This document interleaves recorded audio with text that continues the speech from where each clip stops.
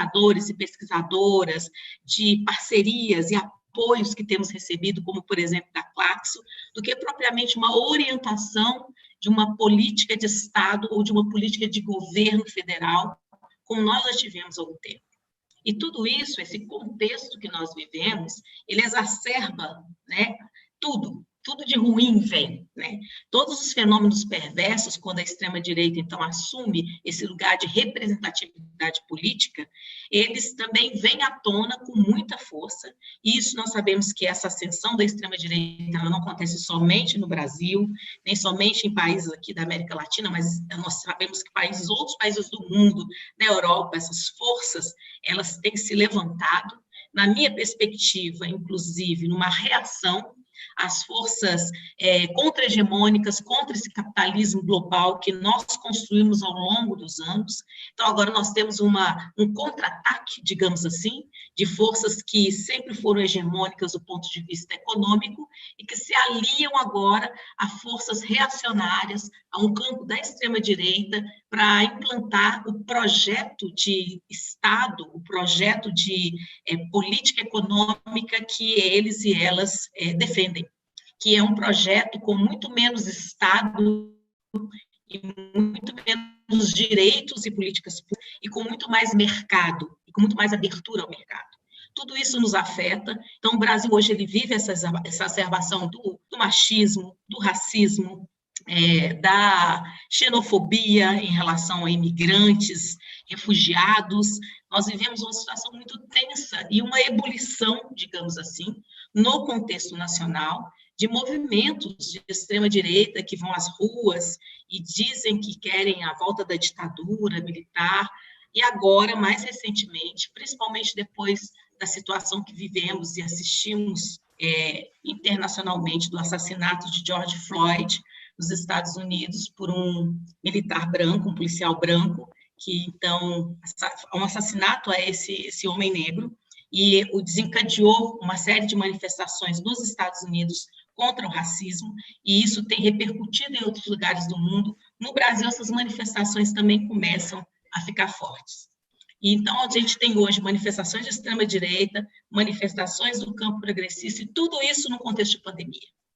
E a pandemia do coronavírus, nesse caso, ela chega no Brasil com esse movimento interno, político, econômico, social, cultural, e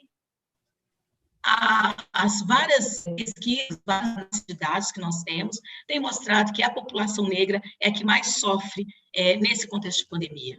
A maior letalidade da pandemia do coronavírus no Brasil recai sobre a população negra brasileira.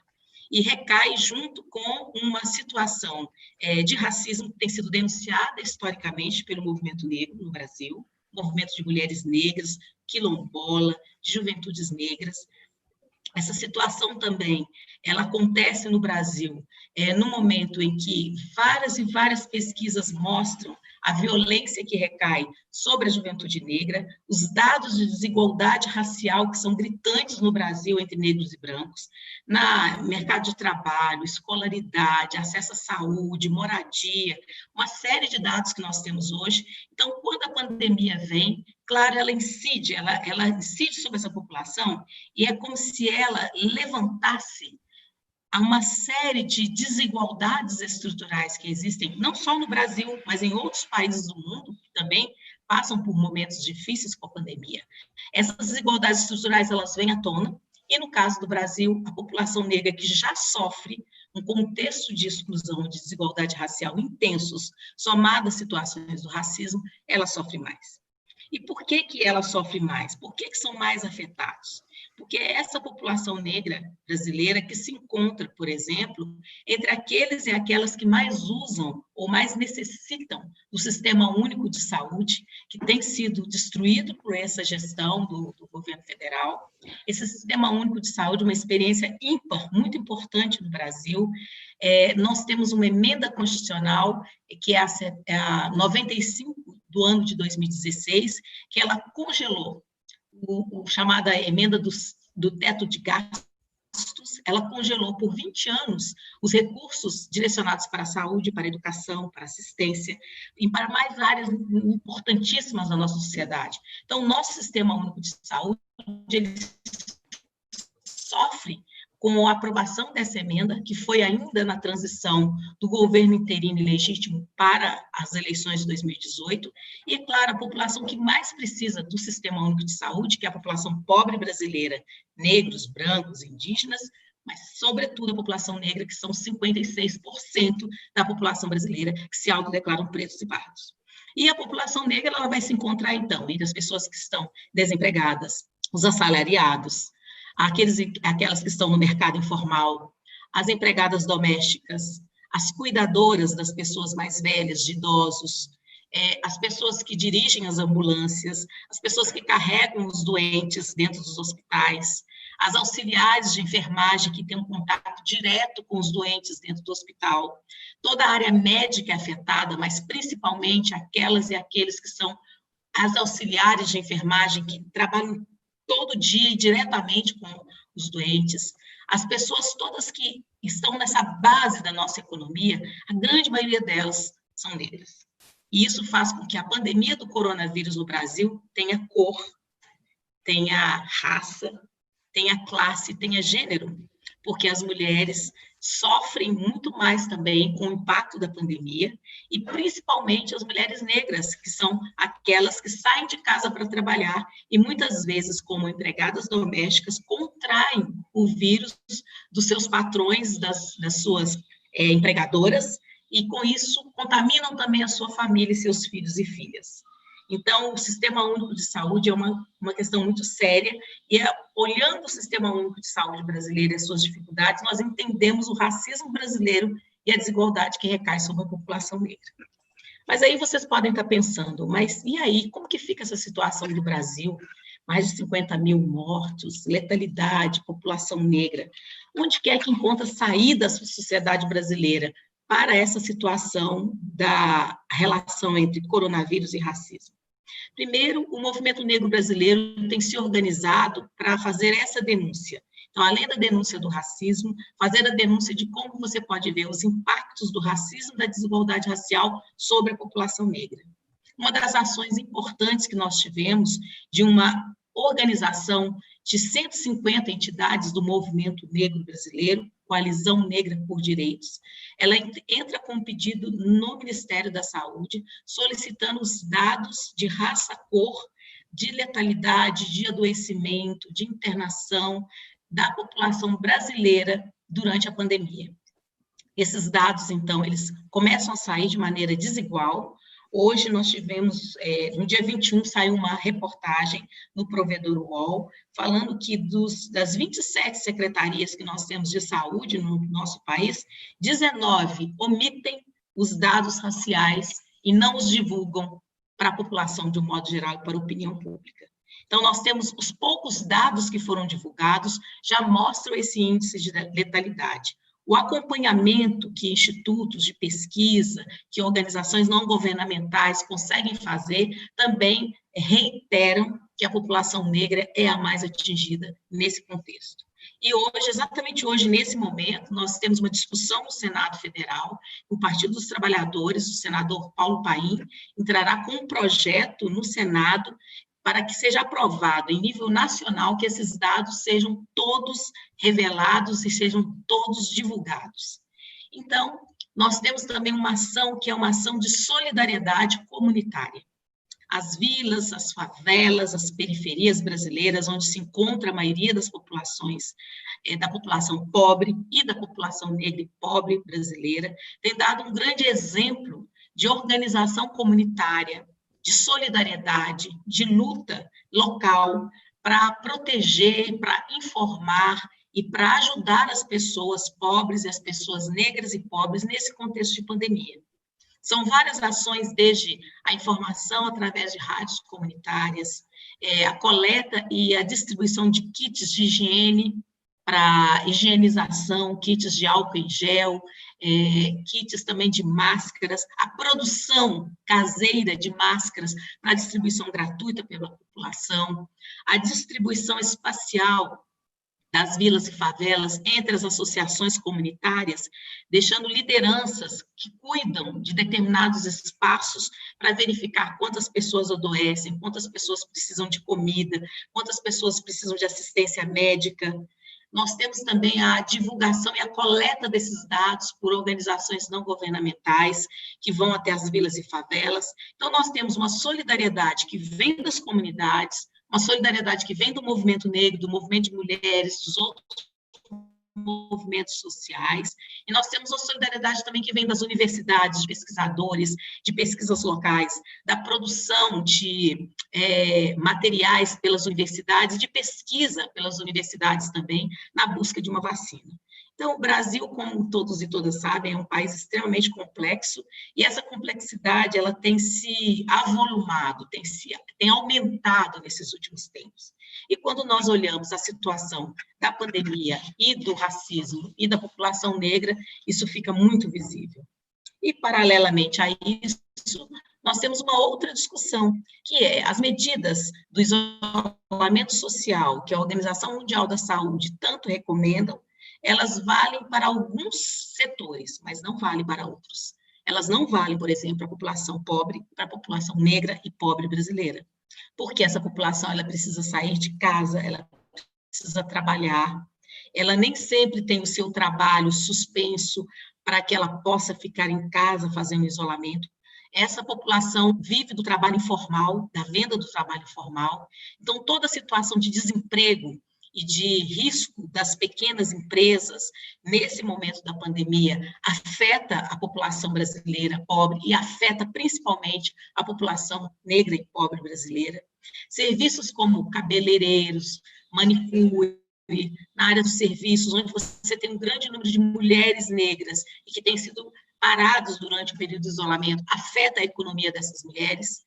Então, nós temos também uma situação de que o isolamento social, ele acaba também tendo um recorte de classe, ele tem um recorte de raça e tem um recorte de gênero. E uma outra dimensão é de que, no Brasil, essa análise que eu faço para vocês mostra que não tem nada de democrático na pandemia do coronavírus, como muitas pessoas querem dizer. Nada de democrático. Primeiro, não há democracia nenhuma, em pandemia nenhuma, em doença nenhuma.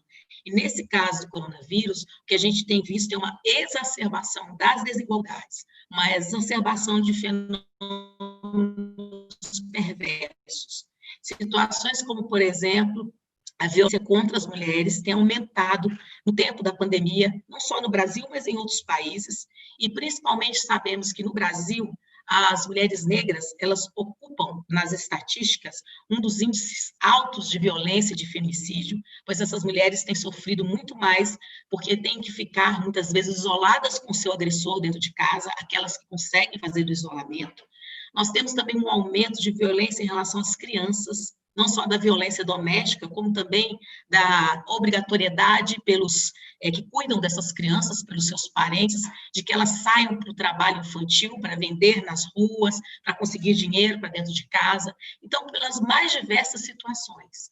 Então, é uma pandemia que mostra para a gente que as desigualdades existentes, elas simplesmente chegam ao seu limite quando nós temos uma crise sanitária. E mais ainda, quando nós temos uma crise sanitária e nós não temos uma organização, quando nós não temos uma orientação nacional de como conduzir as questões econômicas, as questões de saúde e a proteção à vida da população. E isso nós não temos, né? Inspirando nos estudos de Achille Mbembe, da necropolítica, nós podemos dizer que esse momento no Brasil é um momento que mostra muito fortemente como que a necropolítica ela é trabalhada, ela é realizada pelo atual que nós temos no nosso país.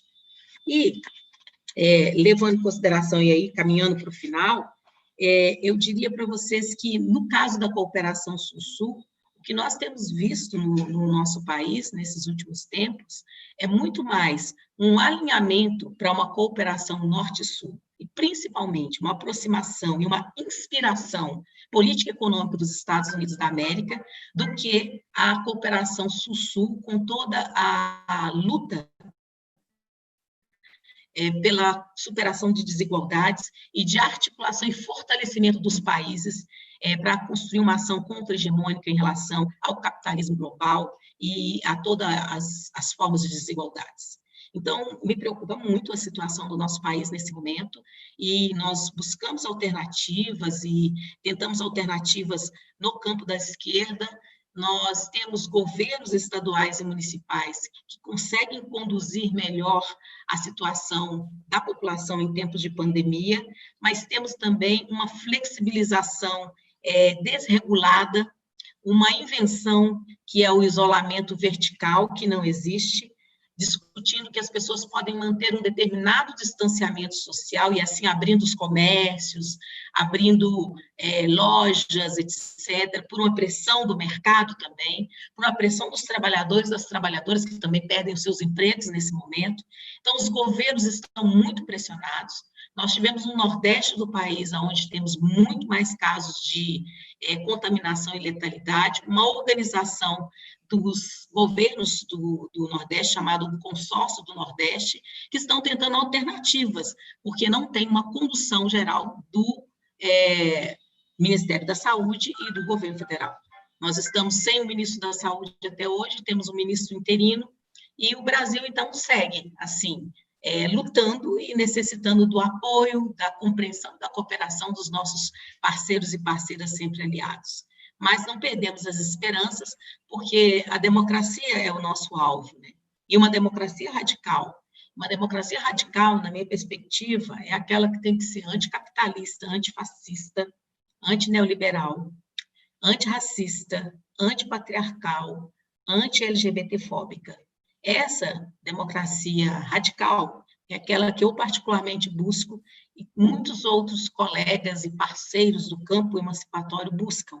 Então, nesse momento, teremos eleições municipais no nosso país e estamos todos tentando, então, lutar por uma retomada democrática, porque não é uma retomada democrática para um grupo só, é para toda a população brasileira, principalmente aqueles e aquelas que mais sofrem, aqueles e aquelas que mais necessitam de uma política de vida e não de uma política de morte.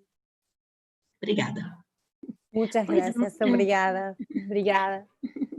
Muchísimas Alicia. gracias, Nilma. Sí, bueno, Nilma, yo quisiera hacer un comentario muy breve antes de preguntarle a Cristina Rosas. Nilma ha puesto en la discusión la palabra de golpe de Estado.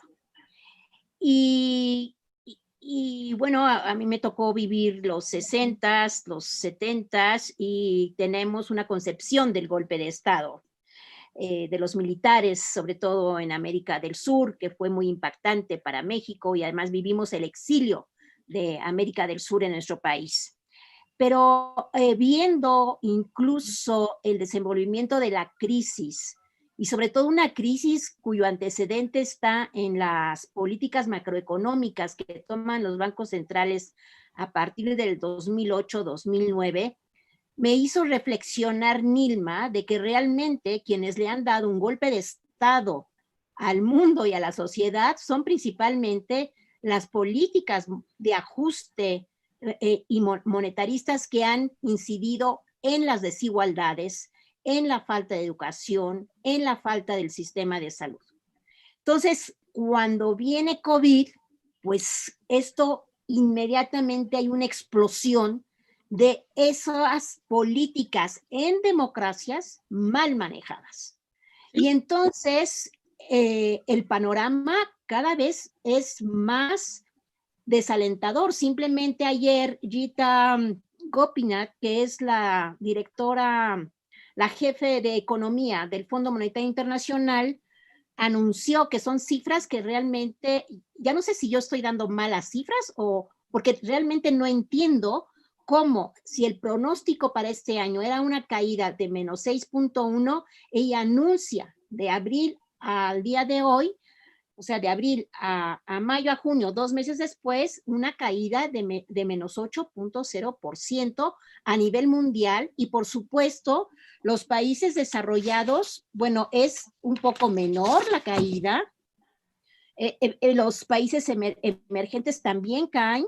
Y el único país que relativamente cayó pero no a números negativos, es China, que bajó del 6 a 1.2 y ahora se encuentra a 1.0. Y por supuesto, los economistas que sabemos, bueno, yo no mucho, pero los economistas les encanta manejar las cifras, por supuesto que si para el 2021 están comparando que va a haber recuperaciones positivas porque su relación va a ser con las tasas negativas de este año. Entonces, es realmente muy interesante este tema, Nilva. Te agradecemos mucho que hayas puesto la situación de Brasil, porque si bien como brasileña tú lo ves y lo ves desde el cono sur, pues es la misma situación para México, es la misma situación para África, la misma situación que están viviendo muchos países de Asia. Y bien, pues yo le voy a preguntar a Cristina de qué manera la cooperación sur-sur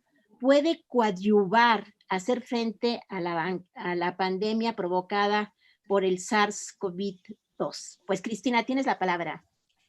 Muchas gracias, buenas tardes a todos, un gusto estar en este foro multinacional para reflexionar sobre un tema muy complejo. Y bueno, yo mis reflexiones quiero, digamos, contextualizarlas reflexionando respecto al escenario al que nos estamos enfrentando. Hace un momento, escuchando a Nilma y escuchando los comentarios de Alicia, sí, efectivamente, las políticas económicas pues han sido especialmente nocivas para los presupuestos en materia social, para los presupuestos en salud, pero yo también creo que la crisis en la que estamos inmersos actualmente tiene que ver con el problema de sobredimensionar las amenazas. Mi especialidad es seguridad internacional y lo que yo he observado desde que empezó este siglo fue que a raíz de los atentados terroristas de septiembre de 2001, se puso el acento en la lucha contra el terrorismo y no se miró a otras agendas. O sea, tuvimos en 2003 el SARS en Asia, tuvimos en 2009 la influenza A H1N1, tuvimos el MERS en 2012 a 2015, el síndrome respiratorio agudo severo de Medio Oriente. Tuvimos varias advertencias de que se avecinaba una catástrofe sanitaria, pero no las volteamos a ver. Seguíamos mirando al terrorismo, seguíamos ubicándolo en la cúspide de las prioridades internacionales. Y eso es lo que nos tiene ahora sumidos en una crisis, porque miramos al árbol y no miramos al bosque. Es muy importante atender las agendas de manera global. Es importante el terrorismo, pero también es importante la salud y también es importante la crisis ambiental y tenemos que ser más multidimensionales a la hora de observar los problemas internacionales. Quiero señalar también que a mí me parece que estamos en un momento muy complicado y aquí es donde quiero contextualizar la reflexión que haré sobre la cooperación sur-sur, porque estamos asistiendo a una recesión internacional donde pues tendremos escasez de recursos financieros. Nosotros sabemos que pues hay objetivos de desarrollo sostenible que se espera que se cumplan hacia 2030. Yo creo que evidentemente no va a haber recursos para poder cumplir con esos objetivos, lo cual es una muy mala noticia para nuestros países. Vamos a tener que apretarnos el cinturón, aprender a hacer más con menos, usar de mejor manera los recursos materiales y humanos de que disponemos, que son escasos, ¿sí? Vamos a asistir a una introspección de los países desarrollados. Fíjense que antes de que estallara esta crisis por la pandemia, ya veíamos índices recesivos en varios países avanzados. Alemania ya estaba en recesión, ya nos habían dicho que China iba a crecer menos. Y esta crisis pandémica lo que ha hecho es acelerar esta recesión en todo el mundo. Europa pues tenía ya la crisis del Brexit, había tenido esta introspección para tratar de solventar esa crisis, la del Brexit, y estaba mirando más a sus problemas internos que a la cooperación internacional, esa es la realidad. Y bueno, pensando en Estados Unidos, a mí me preocupa mucho lo que ha hecho la administración Trump, en materia de liderazgo internacional, ha dilapidado obviamente el liderazgo y la cooperación con la comunidad internacional, se ha retirado de organismos multilaterales, de la UNESCO, de la Organización Internacional del Café, recientemente anunció que se retira de la Organización Mundial de la Salud. Esa es una pésima noticia porque Estados Unidos aporta más de la quinta parte del presupuesto para que la Organización Mundial de la Salud pueda operar y estos recursos son críticos en medio de una pandemia. Entonces vamos a tener que aprender a hacer más con menos y en este sentido, bueno, paso rápidamente a una reflexión sobre las esferas de cooperación posibles a nivel sur-sur. La cooperación sur-sur se ha transformado dramáticamente desde el fin de la Guerra Fría. Creo que el propio fin de la Guerra Fría nos ha obligado a ser creativos y a tratar de acercarnos más entre los países del sur para solventar problemas. Llamo la atención de ustedes, por ejemplo, hablando de cuestiones médicas, a lo que ha ocurrido con la pandemia del SIDA, del VIH-SIDA, que ha permitido, por ejemplo, que se activen tipos de cooperación sur-sur como la del grupo IPSA, la de India, Brasil y Sudáfrica, a propósito de la necesidad de abastecer de antirretrovirales a precios accesibles a la comunidad internacional. Nosotros sabemos que, bueno, el VIH-Sida no tiene una vacuna, pero hay un tratamiento que puede permitir a las personas vivir en condiciones óptimas, pero el tratamiento de Pfizer y de otras grandes empresas farmacéuticas es muy costoso y es inaccesible para los sistemas de salud de los países, sobre todo en desarrollo. Entonces, lo que ha hecho India, por ejemplo, en el tema de los genéricos y la cooperación que ha desarrollado con Brasil, con Sudáfrica, son un ejemplo formidable de cooperación sur-sur que quizás sería importante traer a colación en este momento en que la comunidad internacional está volcada en la búsqueda de una vacuna o de un antídoto para enfrentar la pandemia. Yo soy poco optimista respecto a la vacuna. Yo he trabajado el tema de salud global y las vacunas en general toman muchos años en desarrollarse porque pues hay que desarrollar pruebas de seguridad, de inocuidad. Es importante demostrar científicamente que la vacuna, el tratamiento que estamos desarrollando no nos va a colocar en una situación de salud peor de aquella en la que nos encontrábamos. Entonces, eso puede tomar hasta 20 años. Les comento rápidamente, cuando irrumpió el SIDA en la agenda internacional a principios de los 80, hubo médicos en Estados Unidos, el propio doctor Fauci, que hablaban de que en 2 años se iba a tener la vacuna. Bueno, ya pasaron casi 40 y no tenemos una vacuna para el VIH-Sida. En realidad, en el mundo solo hay vacunas para 26 enfermedades. Esa es la realidad. En toda la historia de la humanidad solo hemos podido producir vacunas para 26 enfermedades y solo hemos logrado extirpar una sola enfermedad de la faz de la Tierra, la viruela. En 1980 fue erradicada en el mundo, pero es la única enfermedad que hemos logrado eliminar en el mundo en toda la historia de la humanidad. Entonces, yo creo que más bien lo que se debe buscar es el desarrollo de tratamientos para lidiar con el COVID-19, con el SARS-CoV-2.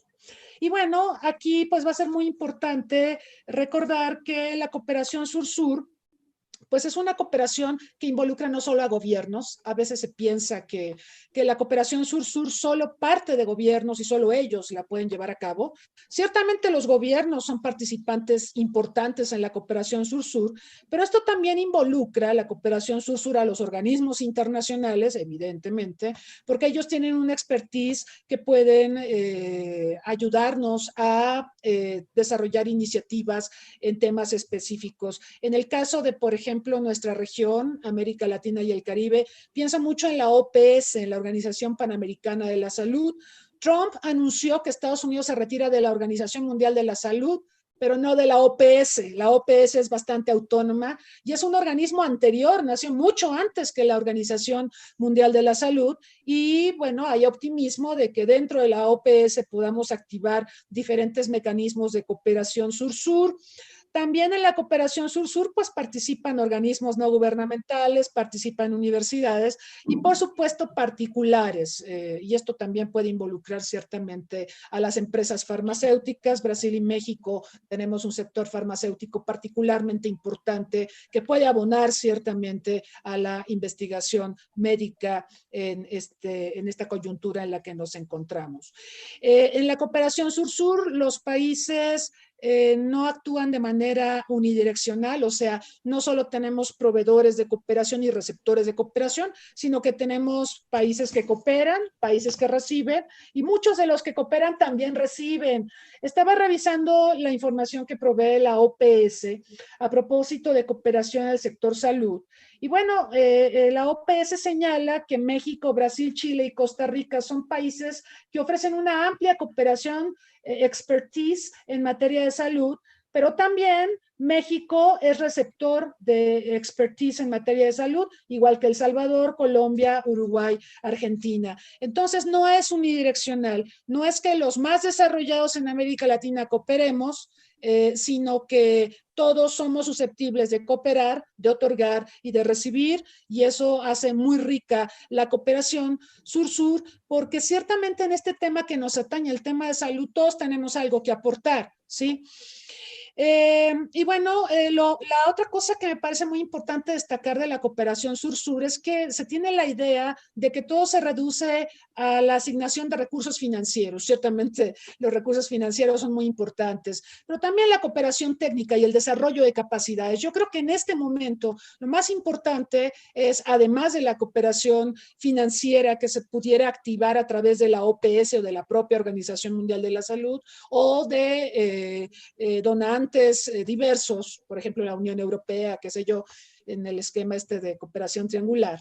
Es muy importante el desarrollo de capacidades porque estamos enfrentando esta pandemia que no será la única en el siglo, ¿sí? Lamentablemente, pues con lo que hemos visto respecto al comportamiento de las enfermedades en lo que va del siglo, es razonable suponer que este tipo de flagelos los estaremos enfrentando en los siguientes años y tenemos que aprender las lecciones de esta pandemia. Así que va a ser muy importante desarrollar capacidades y tener una visión amplia de la salud. Yo alertaría respecto a los peligros de que después de la pandemia pongamos todo el acento, todos los recursos, toda la atención exclusivamente en los temas de salud, ignorando todo lo demás.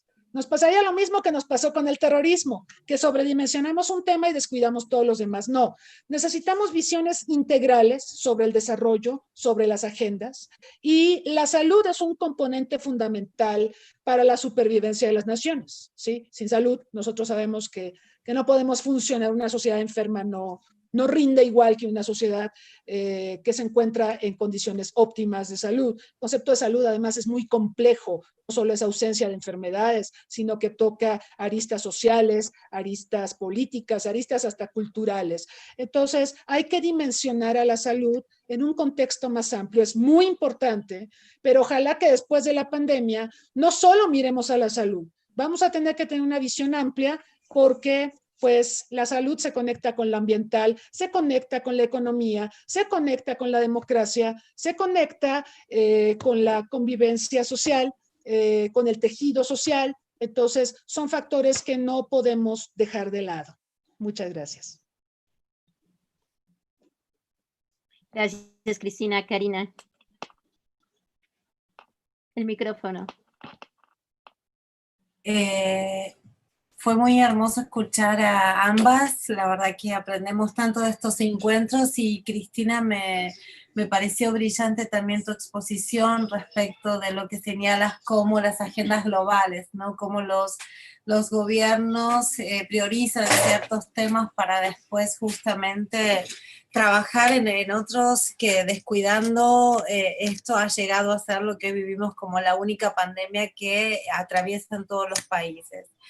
También estoy de acuerdo en, como decía Nilma, acerca de que no es verdad que es una democratización en las formas que el virus ha adquirido su forma de esparcirse por el mundo, porque justamente estamos viendo como Europa, a pesar de ser muy afectada, va saliendo, sí, desde otro lugar. En cambio, la economía informal, ¿no? Como se le llama, en América Latina, y todas las personas que están trabajando en economías populares, sin registros, sin poder acceder tampoco a los subsidios, ¿no?, de emergencia, convocan a realmente un panorama muy desalentador en nuestra América Latina y el Caribe, como bien señalaba Nilma. Sobre todo afectan a las racializaciones, a los procesos racializadores de las poblaciones que viven justamente en situaciones más vulneradas, ¿no? Entonces aquí también me parece que no es verdad que hay una democratización, sino que justamente lo que vino a profundizar el virus es desigualdades persistentes, ¿no? Y brechas entre ricos y pobres, ¿no? O entre divisiones entre géneros, razas, etnias y también edad, ¿no? Algo que también me parecía notable, antes de darle la palabra al profesor Carlos Uscanga, era pensar también en cómo las mujeres se autoorganizan, y tenemos mujeres en las favelas que están realmente haciendo una tarea de comunidad de cuidados impresionante, ¿no? Es decir, abandonadas por el Estado, son las mujeres las que comenzaron también a trabajar fuertemente en lógicas que hacen a que, por ejemplo, salgan a buscar fondos o a dar de comer alimento a poblaciones que han sido totalmente abandonadas. Así que también me parece que es interesante pensar la colaboración sur-sur en términos comunitarios de cómo las personas se agencian frente a el genocidio prácticamente que están practicando ciertos estados, ¿no? Bueno, damos la palabra entonces ahora sí al doctor Carlos Uscanga, para luego continuar con las profesoras y el profesor en el debate posterior. Ya hay varias preguntas que están haciendo el público. Doctor, ya ha sido presentado por la doctora Alicia, y la pregunta para usted estaría más encaminada a pensar cuáles serán los cambios y retos emergentes en el sistema de cooperación internacional para el desarrollo, y en particular en la cooperación sur-sur, en el escenario regional y global ante los efectos económicos y políticos de la pandemia llamada COVID-19. Muchas gracias. No, muchas gracias a ustedes. Agradezco a Claxo, al PUEA por la invitación. Un saludo a Nilma y a Cris. Creo que los planteamientos que ya hicieron, pues sirve de una plataforma, digamos, en lo particular me sirve a mí como una plataforma, pues para poder hilvanar una serie de argumentos que van a estar orientados, ¿verdad?, a esta reflexión global del sistema de la cooperación internacional en el tiempo de crisis, ¿no?, de la crisis sanitaria, lo que ya también se ha adelantado sobre, pues, estas cambios o transformaciones que pueda tener el sistema de cooperación sur-sur, y si hubiera tiempo, pues hacer una serie de referencias concretamente al caso de algunos países del este de Asia, y cómo han enfrentado también esta situación, particularmente China, que en el discurso pues articula todas estas acciones de cooperación bajo la modalidad sur-sur. Bien, en efecto, como ya Karina lo mencionó, el COVID-19 generó y mostró lo evidente, ¿verdad?, las vulnerabilidades económicas y las profundas desigualdades estructurales.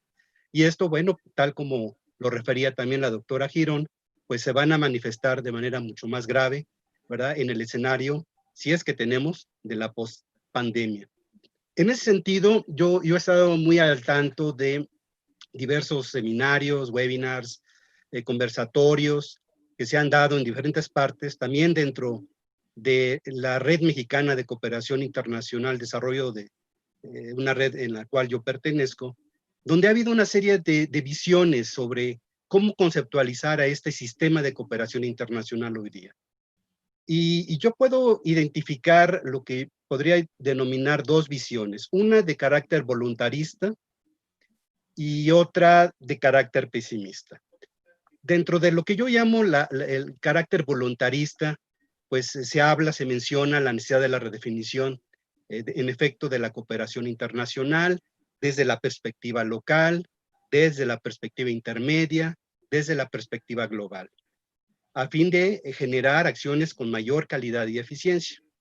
También se ha escuchado esta idea del fin del Estado-nación como principal donante y la emergencia de otros actores dentro del sistema de cooperación internacional. También, en ese sentido, bueno, pues se habla sobre la renovación de alianzas, no solamente de carácter gubernamental, sino alianzas público-privadas, el fortalecer complementariedades y generar también formas de una nueva horizontalidad dentro del sistema de cooperación internacional. También se ha puesto, digamos, atención en términos de si estamos realmente o si esta coyuntura va a generar una nueva gobernanza dentro del sistema de cooperación internacional, particularmente la orientada al desarrollo, será más democrática, cuáles serán los retos que esta va a implicar en términos de estos cambios. Lo que también ya se ha apuntado de manera colateral, el fortalecimiento no solamente de los bienes públicos globales, sino de los bienes públicos locales, ¿verdad? Como un activo, digamos, que esto puede empujar. Uno de los aspectos que también se escucha de manera insistente es que, como respuesta a esta crisis sanitaria, que no solamente debe de versarse en la resiliencia y en la capacidad de recomponernos, ¿verdad?, como sociedad, sino generar dentro del sistema de la cooperación internacional nuevas responsabilidades y yo diría nuevas corresponsabilidades para generar, diríamos, un sistema mucho más consistente. Dentro de esta, digamos, dentro de este ámbito, ¿verdad? Lo que se refería Nilma, por ejemplo, tener una perspectiva más subnacional, suburbana, ¿verdad? Generar el foco, digamos, a estos microcosmos donde se van a desplegar acciones de la cooperación es indispensable. Bajo esta idea, entonces, está la perspectiva pesimista. La perspectiva pesimista, bueno, pues parte algo que ya había referido Cris, en esta merma estructural de los recursos financieros de los países donantes tradicionales, ¿verdad? Cómo renovar, en efecto, la cooperación internacional al desarrollo frente al surgimiento de los nacionalismos y, digamos, la existencia de los unilateralismos y esta espina de egoísmo que han mostrado algunos actores dentro de la pandemia, ¿no? Algunos actores estatales dentro de la pandemia. Y después me voy a referir a un caso. También se menciona el hecho de que este es un panorama realmente desalentador en el contexto de la cooperación internacional para el desarrollo. Ya la doctora Girón refería, ¿verdad?, los problemas financieros. Quizá, digamos, en las instituciones financieras internacionales se pueda aumentar la condicionalidad para el auxilio, ¿verdad?, de los requerimientos para el alivio de deuda externa y otros requerimientos que requieran los países más vulnerables.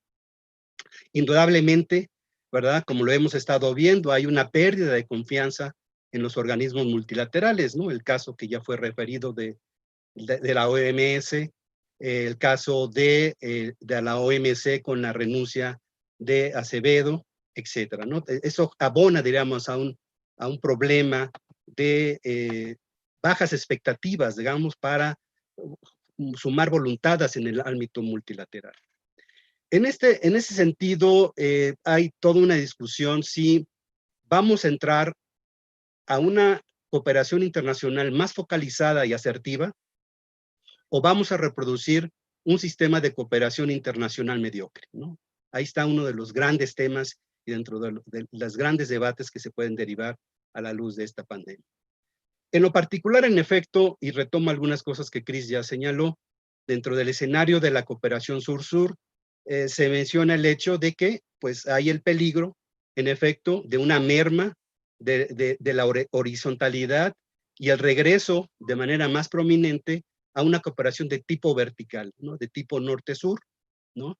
Por lo que es preciso generar y renovar alianzas estratégicas regionales y generar, digamos, con esta acción positiva, empujar los temas desde lo local y generar acciones que puedan, digamos, poner eco en estas transformaciones necesarias dentro del sistema global de cooperación internacional. También, en efecto, se menciona el hecho como una de las modalidades, digamos, más importantes en los últimos años ha sido la cooperación triangular. Se habla de un posible reforzamiento en donde el Estado o donante tradicional participa con un Estado de renta media alta o país bisagra en atención a las necesidades de un país más vulnerable. Sin embargo, también hay toda una serie de cuestionamientos en la capacidad que puedan tener estos países de renta media alta en torno a juntar voces y tener una acción más asertiva, diríamos, ante la agenda, diríamos, a nivel global, ¿no? En el G20, en la ONU, en la Agenda 2030, etc. Una serie de cuestiones, porque ellos van a estar volcados más a la atención de sus requerimientos y necesidades propias, y por eso se considera que la acción de la cooperación internacional va a pasar en un segundo plano. Esta merma, diríamos, de estos países bisagras va a ser también un elemento que creo que vamos a tener que monitorear en el mundo de la post-pandemia, si podemos hablar esto. En este contexto, entonces, me gustaría a mí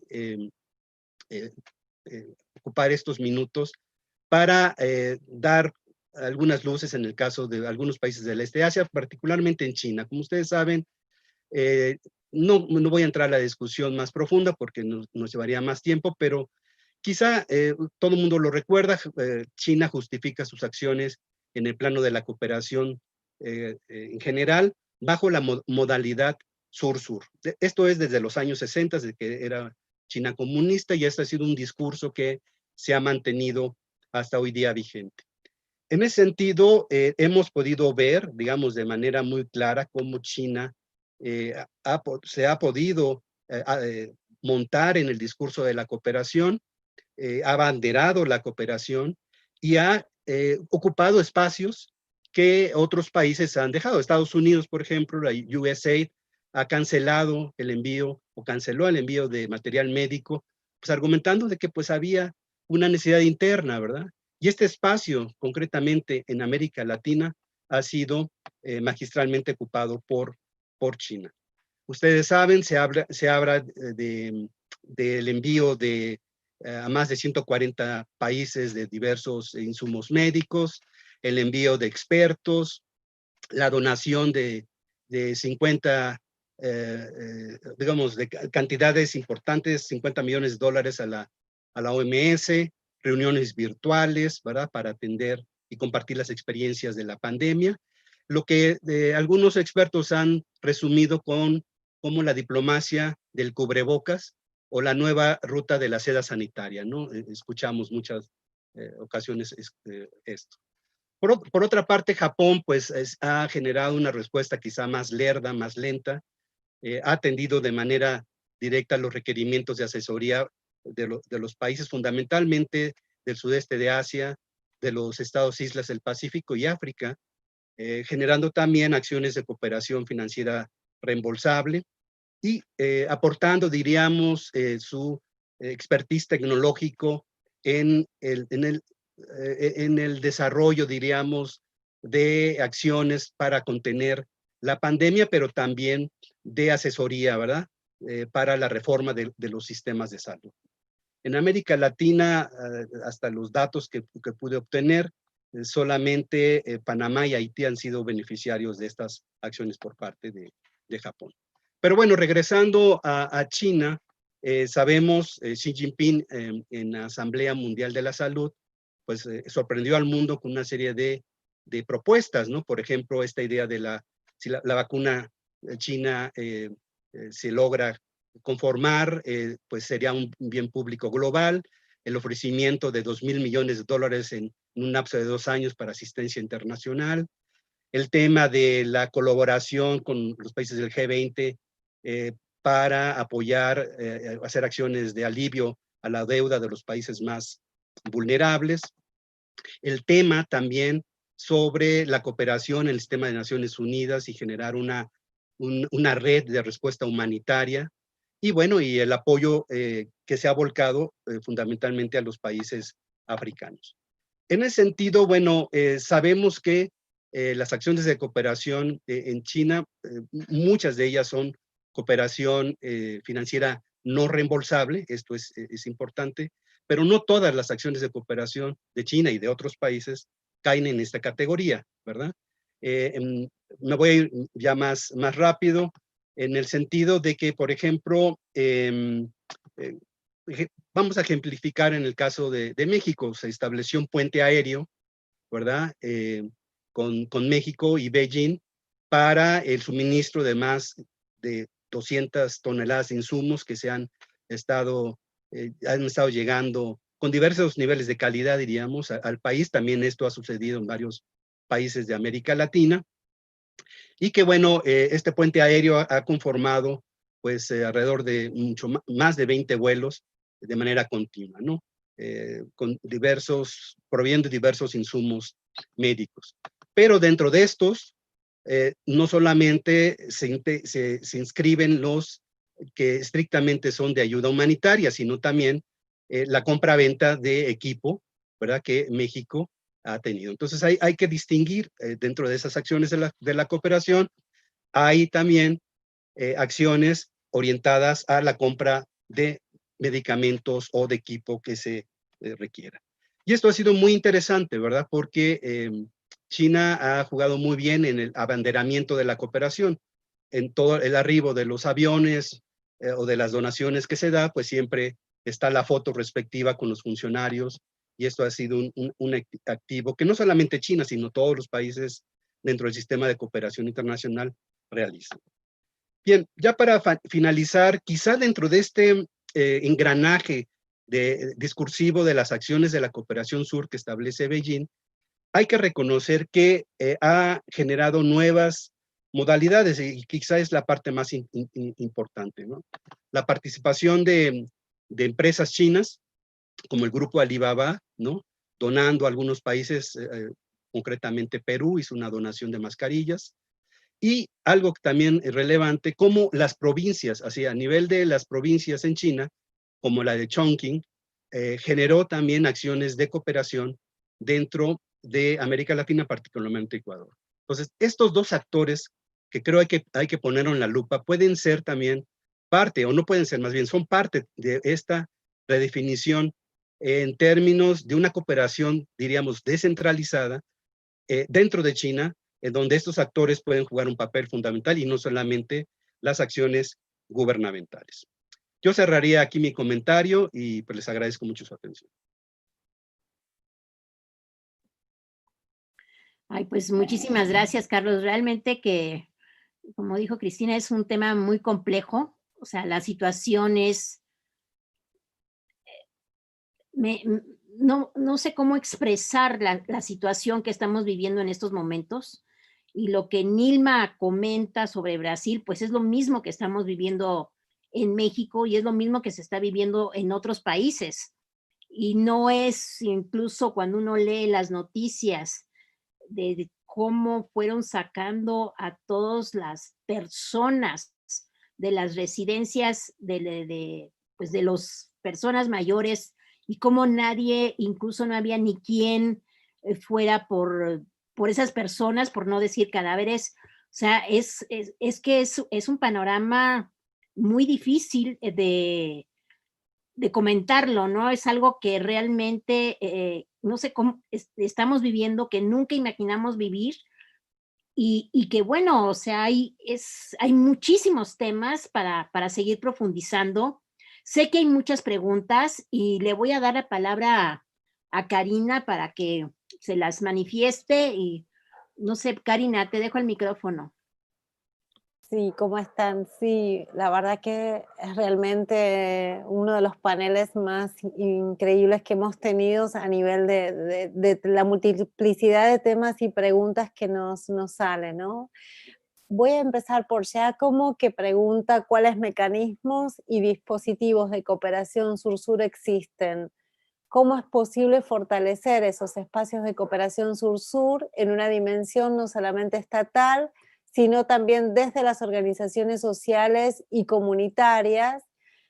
O en la misma pregunta hace una más: ¿qué espacios de oportunidad y posibilidad tiene la academia latinoamericana en crear y fortalecer esos espacios de cooperación sur-sur en un ejercicio contrahegemónico y de reconocimiento de saberes encubiertos? ¿Quieren que armemos un grupito de 3 preguntas y damos la palabra? ¿Sí? Jacobo Silva dice para la doctora Rosas: ¿cuál sería su opinión sobre la diplomacia de la salud de Cuba? ¿Es un buen ejemplo de cooperación sur-sur? Luego tenemos aquí otra pregunta, porque vienen también del Facebook y del YouTube. Esta está en la sala y Paula Iglesias dice: no estoy de acuerdo con lo que señala María Rosas, ya que al salir a Estados Unidos de la OMS, si bien debilitan recursos, quizás genere mayor autonomía en decisiones, ya que, como bien se sabe, Estados Unidos opera como imperio colonialista desde todas las áreas. Me gustaría saber por qué la profesora Rosas adjudica que será compleja la retirada estadounidense. Yo creo que comenzamos en el mismo orden de presentaciones por Nilma, Cristina y Carlos.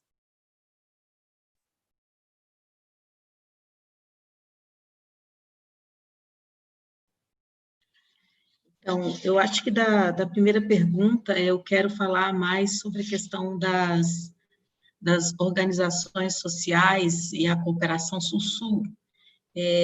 Bom, como já foi muito bem falado, essa cooperação sul-sul, ela não se dá apenas em nível dos estados ou dos governos, né?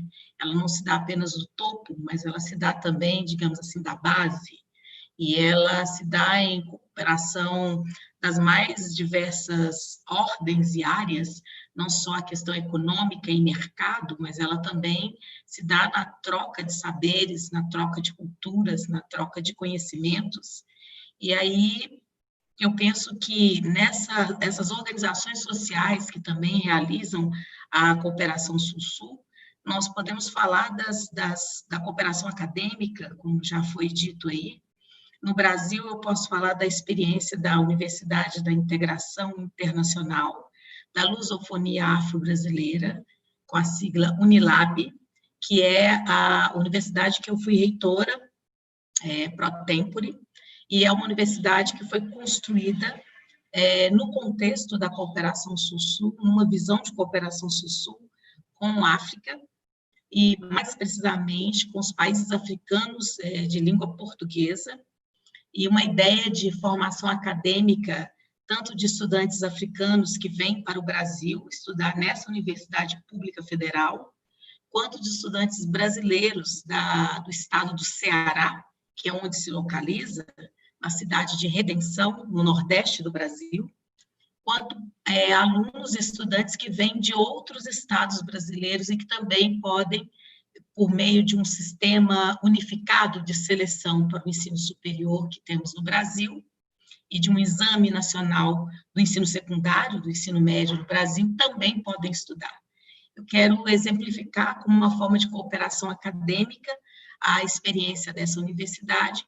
Claro, com certeza, todos os governos têm intenções políticas quando se realizam cooperações acadêmicas, mas o que eu quero dizer de uma relação de fortalecimento internacional, de internacionalização que se dá no cotidiano dessa universidade.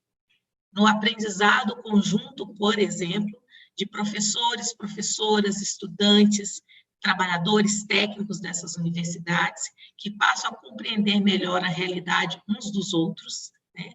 E passam a compreender, por exemplo, distinções, diferenças muito grandes que existem entre os próprios países africanos de língua portuguesa, que muitas vezes os estudantes desses países não têm no continente africano a oportunidade de conhecer e trocar conhecimento com outros colegas de outros países de língua portuguesa do próprio continente africano. E vem fazer esse exercício intercultural e intercontinental aqui no Brasil e no interior dessa universidade. E dessa experiência saem pesquisas, projetos de extensão, cursos que vão se configurando, que vão sendo implementados na universidade, inclusive cursos na área da saúde, já que nós estamos falando de pandemia, e que cria uma possibilidade de cooperação sul-sul que vai além daquela que era o interesse, no caso de um governo. Então, para além do interesse do governo, de uma política de cooperação sul-sul macro, na realização dessa cooperação acadêmica, existem também outras formas de cooperação que vão surgindo na própria vivência e construção dessa universidade, que possibilita desde pesquisas e projetos mais amplos, até mesmo uma outra relação entre sujeitos que vivem processos de lutas e processos de desigualdade, porque a grande maioria dos estudantes dessas universidades hoje eles são pobres, vêm de escola pública, são estudantes indígenas, negros, quilombolas, pessoas do campo, em função de uma das nossas leis federais para a educação. Acho também que outras organizações que podem e realizam a cooperação sul-sul, como foi falado aqui, os organismos internacionais e principalmente as organizações ligadas aos direitos humanos, que têm feito um trabalho nas instâncias internacionais de denúncia aos direitos humanos, de denúncia à situação que fere os direitos humanos e também de possibilidades de articulação conjunta entre países que vivem experiências dramáticas na relação com os direitos humanos, quando nós falamos do direito das populações indígenas, quando nós falamos do direito das mulheres, quando falamos de direitos de afrodescendentes e populações refugiadas. Também eu penso que os movimentos sociais são organizações que também realizam a cooperação sul-sul, e dos movimentos sociais eu quero destacar, e Karina sabe que trabalha muito, o movimento das mulheres, né, Karina? O movimento das mulheres indígenas, mulheres brancas, mulheres africanas, afro-brasileiras, tem uma circulação internacional e uma cooperação internacional que já se realiza desde muito tempo, inclusive de mudanças de pautas, propostas internas desses movimentos, quando essas mulheres se articulam. Inclusive com a denúncia de hierarquias que acontecem entre nós mulheres, quando nós nos encontramos e compreendemos que o fato de ser mulher e as questões de gênero, de sexualidade, que dizem respeito a todas nós, elas se realizam de forma muito diferente nos diferentes contextos, nos diversos contextos, melhor dizendo, que nós vivemos. E algumas com políticas de Estado, outras sem essas políticas de Estado, mas é uma forma de cooperação sul-sul também, que muitos aprendizados coletivos são realizados, e também nós nos enriquecemos mutuamente a compreendermos que não existe um bloco único chamado mulher, mas que nós somos muitas e múltiplas, e que as desigualdades de gênero que incidem sobre nós mulheres, elas têm um recorte também de raça e etnia, porque uma coisa é ser uma mulher latino-americana, indígena, vivendo num determinado país, outra coisa é ser uma mulher afro-latino-americana, vivendo em determinados países, e a forma como as nossas histórias, elas têm pontos de encontro e pontos de distanciamento, sendo todas mulheres. Acho que também uma outra dimensão da articulação da cooperação sul-sul, eu gosto de lembrar da história dos povos indígenas na América Latina, Caribe. Os povos indígenas na América Latina têm uma circulação maior de compreensão das suas lutas, né, e de articulação internacional das suas lutas, principalmente mais recentemente do que há tempos atrás, e que são formas também de nós pensarmos como que diversas organizações da sociedade civil, como diversas formas de sujeitos, né, coletivos diversos, também podem realizar o que nós estamos chamando aqui de uma cooperação sul-sul, que é mais do que um cooperar econômico, mas pode ser também um cooperar de trocas de conhecimentos e de vida, e de trocas emancipatórias, principalmente se opondo a poderes, né, e a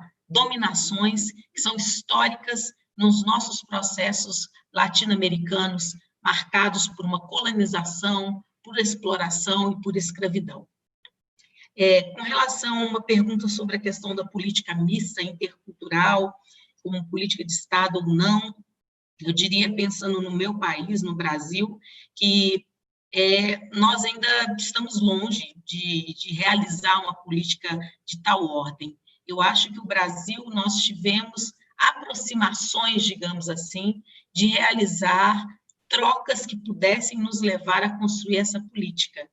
Na área que eu atuo, na área da educação, eu diria que nós conseguimos avançar mais em termos de uma ação intercultural, uma política mista intercultural na área da educação, com a participação do Estado, com a participação de organizações, com a participação da sociedade, da universidade, no campo educacional.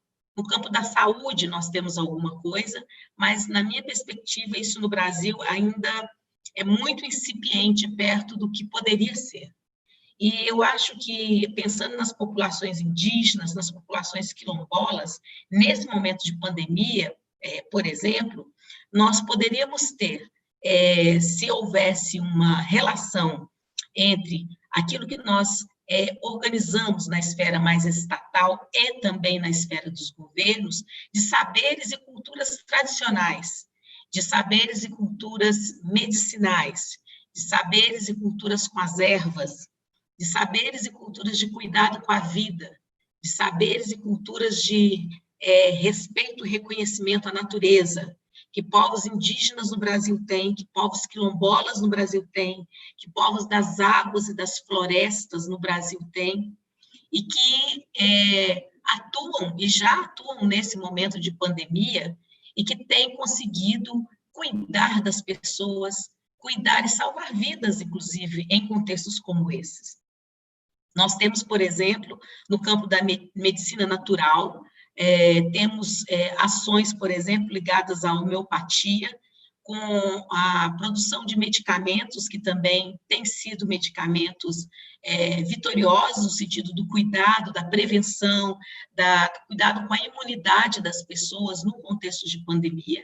Mas temos aí uma grande tensão entre as grandes empresas alopáticas, e que são essas que entram no mercado, né, nacional e internacional, e são essas, inclusive, que já, como o caso do uso da cloroquina, são essas que entram já de uma forma distorcida, inclusive, interferindo no campo da saúde pública. Aqui no nosso país, quando saíram os primeiros 2 ministros da saúde, o interino, via uma ação do presidente, liberou o uso de cloroquina no Sistema Único de Saúde para os pacientes, sem ainda uma comprovação científica que, de fato, esse é o medicamento que deve ser usado para combate ou prevenção, atuação no início do coronavírus, da pandemia, da Covid, e também nós temos uma situação de pessoas que precisam usar essa medicação por indicação médica e que não conseguem encontrá-la. Então, você já tem uma corrida no mercado, e isso faz com que uma outra área de produção de medicamentos mais naturais, fitoterápicos, etc., que também podem contribuir nesse momento, não sejam considerados, sejam deixados de lado. E, recentemente, nós ouvimos falar, não tem-se uma comprovação, mas da tensão que surgiu quando Madagascar surge falando da planta artemisia, e da planta artemisia como possibilidade de cura ou diminuição da contaminação do coronavírus, e países africanos que começam a adquirir esse medicamento. Não se tem ainda uma comprovação científica, o que se diz sobre a relação da planta, mas a gente sabe que Madagascar tem uma história de produção de intervenção numa medicina natural, mais tradicional, que ela é muito forte, e os próprios estudiosos das plantas sabem das características positivas que a artemisia tem. Então, só estou dando um exemplo também para a gente pensar como é complexa pensar uma política mista, intercultural, que pode não ser uma política de Estado, pode vir dos saberes das organizações locais, mas acaba que quando nós falamos em termos de pandemia, nós precisamos, sim, de uma intervenção que venha ser estatal para que possa, de alguma forma, contribuir para a expansão para o país como um todo, para todas as pessoas que necessitam, em larga escala, de um atendimento, enquanto nós não temos uma vacina. Então, eu acho que são experiências que a gente vê acontecendo, mas há muita dificuldade de se pensar uma política no Brasil, uma política mista intercultural. Eu penso que outros países da América Latina, sim, já têm experiências e podem até nos falar aqui, os colegas, mas no caso do Brasil, ainda é uma grande luta, embora tenha uma dimensão do meio ambiente, de ecologistas, de pessoas que trabalham com a questão do desenvolvimento sustentável, mas essa é uma via vista sempre muito como paralela, quando nós pensamos em formas mais clássicas, digamos assim, e convencionais de pensar uma política para a saúde, por exemplo, pensando em termos de pandemia.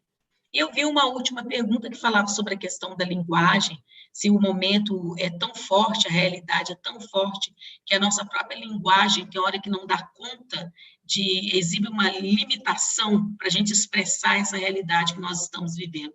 Sim, eu penso que sim. Eu penso que a nossa realidade hoje, ela é tão ímpar, ela é tão complexa, não só no Brasil, mas nos mais diversos países, que nos faltam muitas vezes um discurso, uma linguagem que expresse o espanto que nós vivemos diante da situação e expresse também a indignação que nós sentimos, por exemplo, com as lógicas econômicas que prevalecem sobre a lógica da vida, a lógica da morte e de uma política de morte que prevalece sobre uma política de vida.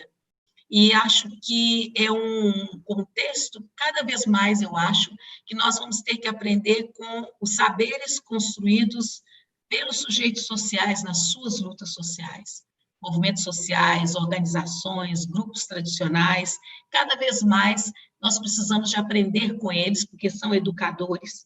E eu acho que muito do que nos falta hoje na nossa linguagem para expressar o que vivemos, existe nessas outras formas de lidar com a vida e de se organizar a vida, que principalmente na academia, vamos pensar assim, no campo da ciência e do conhecimento científico, são vistos como hierarquicamente desiguais ou inferiores quando nós pensamos no campo da ciência e do conhecimento científico.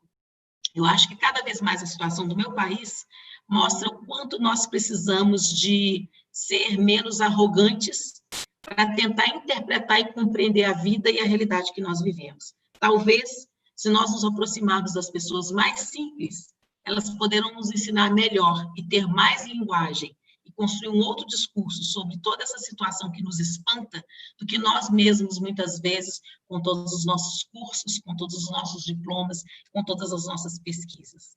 Cada vez mais o mundo precisa dessa base para sobreviver.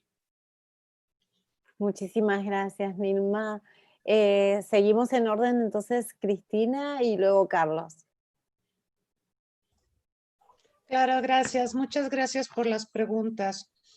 Rápidamente, respecto a qué mecanismos de cooperación sur-sur existen, son múltiples. Hay cooperación bilateral, hay cooperación regional, hay cooperación internacional. Al respecto, pues quisiera mencionar, no lo hice durante mi presentación, la resolución que México logró impulsar en la Asamblea General de Naciones Unidas en plena pandemia, la resolución A74-274, que se denomina Cooperación Internacional para asegurar el acceso global a los medicamentos, vacunas, equipo médico para enfrentar la pandemia del coronavirus. Es una resolución que fue aprobada por 179 de los 193 miembros de Naciones Unidas, y quizá lo más meritorio de esta resolución, además del contenido, que busca que nadie se apropie o condicione la asistencia médica en estos tiempos de pandemia. Lo más meritorio es que esta resolución se negoció en medio de la pandemia en Nueva York, que sabemos que ha sido uno de los lugares más golpeados por la epidemia en Estados Unidos, y se tuvo que negociar a la distancia. No fue posible que se reunieran los delegados para negociar en corto, como se estila hacer la diplomacia. Así que yo sí quisiera destacar el enorme trabajo que hizo la misión de México en Nueva York para poder lograr la aprobación de esta resolución, que es tremendamente importante, que tiene una enorme autoridad moral. No sabemos si se va a materializar, porque hace un momento mencionaba Carlos en su presentación que Estados Unidos, por ejemplo, ha restringido el otorgamiento de asistencia médica a diversos países, y se supone que eso viola el espíritu de esta resolución que impulsó México. Sin embargo, es una resolución poderosísima, importantísima, y que, pues, si logramos conducir a cabalidad, coadyuvará a la cooperación internacional. Pero es solo uno de los múltiples ejemplos que podemos citar de cooperación internacional. Preguntan también sobre diplomacia de salud de Cuba. Bueno, la diplomacia de salud de Cuba forma parte de lo que nosotros llamamos diplomacia en salud global. Es parte de las estrategias que los países desarrollan, en este caso alrededor de los temas de salud, para promocionar sus intereses en el mundo. Un poco lo explicaba Carlos a propósito de China y la cooperación que ha estado brindando perdón, a los países del mundo. Es parte del poder suave de los países. Ahora, Cuba, pues obviamente tiene condiciones limitadas en términos económicos, pero tiene la posibilidad de brindar ayuda en especie. Nosotros sabemos que Cuba ha brindado asistencia en salud a diversos países del mundo. Recordamos África Occidental, por ejemplo, a propósito del ébola, ¿sí? Envió médicos. Y actualmente hay médicos cubanos en México que han generado mucha polémica porque llegaron y sin un plan de parte de las autoridades mexicanas para aprovechar de mejor manera su presencia. De hecho, la presencia de los médicos cubanos en México lamentablemente ha generado tensiones muy fuertes con la comunidad médica, porque, bueno, llegan en condiciones muy preferenciales, salariales y demás respecto a los médicos mexicanos, y esto no está operando como se esperaba. Pero digamos, esto no es problema de Cuba, esto es problema de que México no tuvo una estrategia para recibir a los médicos cubanos. Y bueno, finalmente lo de la salida de Estados Unidos de la OMS, que le puede dar mayor autonomía para que opere. Bueno, yo no estoy de acuerdo. Yo creo que esta pandemia está golpeando a todas las naciones. De hecho, Estados Unidos es el país más golpeado. Tiene millones de casos y tiene el mayor número de defunciones. Y Estados Unidos tiene capacidades médicas, científicas, tiene 300 premios Nobel, muchos de ellos en medicina y fisiología. Tiene un expertise médico y bueno, sin ir más lejos, nosotros usamos la base de datos de Johns Hopkins para hacer un seguimiento puntual de cómo está evolucionando la pandemia en el mundo. Entonces necesitamos de Estados Unidos. No es de que Estados Unidos se puede salir de la OMS.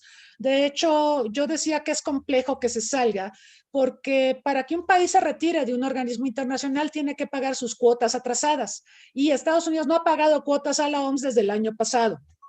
Entonces, hay ese problema. El otro problema es que para retirarse de la OMS necesita la autorización del Congreso de Estados Unidos, porque se trata de una decisión, pues, evidentemente muy importante para el progreso y el avance social y médico a nivel mundial. Entonces, sin esta autorización del Congreso de Estados Unidos, va a ser muy difícil que Estados Unidos se retire. Yo más bien pienso que este berrinche de Trump, yo lo veo como un berrinche, es resultado de la Asamblea Mundial de la Salud que vimos en mayo, donde China mencionó que estaba trabajando en la vacuna y que la iba a hacer patrimonio de la humanidad o que iba a ser un bien público global.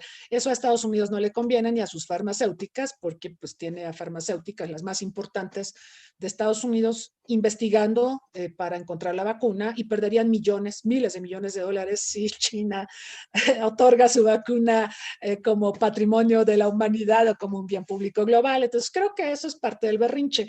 También pues Estados Unidos, que todo el tiempo ha culpado a China de esta epidemia, y China pues tiene que curarse en salud, tiene literalmente que transmitir una imagen de país cooperativo, porque muchos lo están culpando de lo que está pasando. Alemania, sin ir más lejos, la Alemania de Angela Merkel está culpando a China y le está pidiendo explicaciones, y sin duda China las tendrá que dar.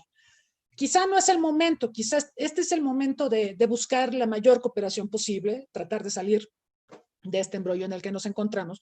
Pero lo cierto es que China tiene que dar muchas explicaciones y la manera de, digamos, paliar las críticas que ha recibido, pues es toda esta cooperación que mencionaba Carlos, que ha estado brindando a muchas naciones del mundo con mayores o menores calidades de productos. Hay pruebas rápidas que no funcionan, por ejemplo, y que fueron catastróficas en España, por ejemplo, pero estamos recibiendo mucha ayuda de China, pero es parte de esta imagen que quiere sanar sobre su contribución a esta crisis. Por lo demás, pues creo que tanto Estados Unidos como toda la comunidad internacional tienen que cerrar filas para cooperar y trabajar de manera ordenada y encontrar una solución a este embrollo en el que nos encontramos, que es inédito en la historia. En otros momentos, no sé, cuando fue la primera pandemia del siglo XXI, el H1N1, solo le pegó a algunos países, solo fue particularmente severa esa pandemia en algunos países. En esta ocasión no, en esta ocasión está golpeando a toda la comunidad internacional. Entonces, eso es lo inédito de la situación en la que nos encontramos. Hay que cerrar filas. La cooperación sur-sur puede ser importante, pero también depende de un contexto más amplio donde todos van a tener que aportar y ser más cooperativos. Muchísimas gracias, María Cristina. Pasamos la palabra al profesor Carlos Uscanga. Gracias, gracias. Pues muy breve, creo que Nilma y Cris ya dieron un panorama muy puntual sobre las modalidades y sobre los múltiples actores que en efecto participan en la cooperación sur-sur, que antaño, bueno, se limitaban a las acciones de carácter gubernamental y hoy vemos que las organizaciones de la sociedad civil, el sector privado, digo, tienen una función también prioritaria. En efecto, y retomo lo que Cris señalaba, ¿no? Hacer más con menos, eso va a ser una realidad en este esfuerzo de crear mayores capacidades sociales, institucionales y humanas, a fin de que las acciones de cooperación sean más eficientes y eficaces, ¿no? Que eso es un binomio clave para poderla medir y cuantificar en muchos sentidos. También la idea, en efecto, retomo un poco los elementos que ya fueron discutidos en términos de la merma que la pandemia va a generar en términos financieros para los actores tradicionales, los donantes tradicionales, pero también en términos de los países de renta media alta. Por ejemplo, en México tenemos una Agencia Mexicana de Cooperación Internacional para el Desarrollo, y esta doble letalidad, diríamos, no solamente en términos de la austeridad que ya en el gobierno del presidente Andrés Manuel López Obrador había decretado, sino también la merma a las finanzas públicas que va a generar el efecto de la pandemia, pues pueden poner en riesgo programas exitosos que la AMEXIT había desempeñado, por ejemplo, en la cooperación triangular, ¿no? Acciones importantes con Japón, acciones con Alemania y otros países, en donde México había aportado capacidades en temas de la salud, en temas de sismos, etcétera. Eso se pone un riesgo. Incluso había una discusión en términos de eliminar o modificar el fondo que la MEXI tiene para proveer esos recursos. Entonces, ese es un problema que creo que no solamente se va a replicar en nuestro país, en México, sino también va a ser una experiencia compartida en otros países de renta media alta de América Latina, en donde se van a encontrar con la disyuntiva. Bueno, tenemos que volcarnos a recuperar nuestra salud económica, a generar las acciones de crecimiento en merma, diríamos, a las acciones que tradicionalmente estaban haciendo en el terreno de la cooperación. Y aquí, bueno, aquí vienen una serie de posibilidades, en efecto, fortalecer las alianzas público-privadas, ¿no? Donde, por ejemplo, en otro foro, Cris señalaba el papel de las fundaciones privadas, ¿no? El caso de la Fundación Gates, ¿no? En el alivio, en acciones solidarias y altruistas en medio de esta pandemia, y que ahí vamos a tener que generar ecuaciones creativas, ¿verdad? A través del trabajo con la sociedad civil, en donde no necesariamente ya los recursos gruesos, digamos, vendrán de los gobiernos, sino se van a tener que sumar acciones de manera más asertiva para en efecto, hacer más con menos. Gracias. Muy bien, pues estamos llegando al fin de este conversatorio que realmente ha sido excelente. Nuestros invitados son grandiosos conocedores del tema de cooperación. Y bien, yo quisiera nada más terminar con una reflexión. Sí, la situación es muy compleja, es muy dramática, pero también que tenemos que tener cierta esperanza de cómo vamos a volver a regresar. Por supuesto que no va a ser como antes. Y realmente lo que yo he visto en los discursos políticos, entre esa ambición por regresar nuevamente a lo anterior, esa lucha por restablecer la economía del mercado, esa lucha en contra de una economía de la vida. Y por economía de la vida es precisamente esos canales financieros para la salud, el acceso al agua, la educación, que no solamente es una carencia en nuestros países, yo digo subdesarrollados y cada vez me atrevo a decir, más que mercados emergentes, pues volvemos a regresar al tema de países del tercer mundo, donde también el tercer mundo se expresa en los países desarrollados. Y bien, yo creo que sí, es una gran reflexión, son grandes oportunidades, pero bueno, ahí están tanto los intereses rentistas, los intereses financieros y los intereses políticos, ¿no? Y como bien dice Carlos y Cristina, pues sí, Estados Unidos tiene 300 premios Nobel, muchos de ellos son en salud, y de repente como una cuestión política se ve enfrascada, ¿verdad? Y cómo quitan recursos. Y bueno, la expresión la estamos viendo. Simplemente Texas, que habían estado en confinamiento, pues que relativamente regresa y empieza a haber un aumento pues, es que hasta me cuesta trabajo decir la palabra muertes, ¿no? Pero bueno, yo lo dejo aquí, le doy la palabra, muchísimas gracias, realmente ha sido un panel maravilloso, y le doy la palabra a Karina. Muchísimas gracias. Sí, para cerrar, ahí quedaron como varias preguntas más por formular y ser respondidas. No podemos seguir adelante porque ya es el término de que teníamos 3:30, pero les agradecemos muchísimo, sobre todo a los panelistas, por sus grandes reflexiones. Nos vamos muy enriquecidas y enriquecidos con muchos desafíos para seguir pensando juntas cómo vamos a construir otro mundo, que no sabemos qué mundo será, es decir, pero absolutamente quizás tengamos la esperanza de poder transformar apenas, aunque sea algunos caminos solidarios que nos enseñan los pueblos originarios y afrodescendientes.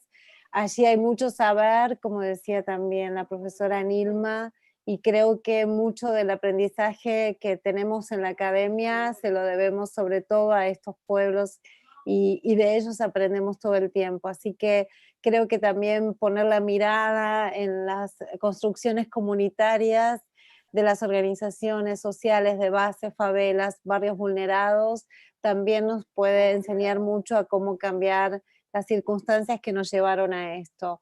Agradecerles muchísimo, decirles a todos que está subido y va a estar quedado, el video como tal va a quedar alojado en la página de Claxo TV, y también lo podrán seguir viendo por Facebook y redifundiendo, e invitarles el 30 de julio a la próxima actividad que va a estar relacionada con género, y vamos a tener algunas invitadas también, grandes referentes como las profesoras y el profesor, para discutir juntas qué sucede con las mujeres, con los estudios de género, con los cuidados, con las violencias de género en el momento de pandemia, durante todas estas circunstancias que nos toca vivir como mujeres.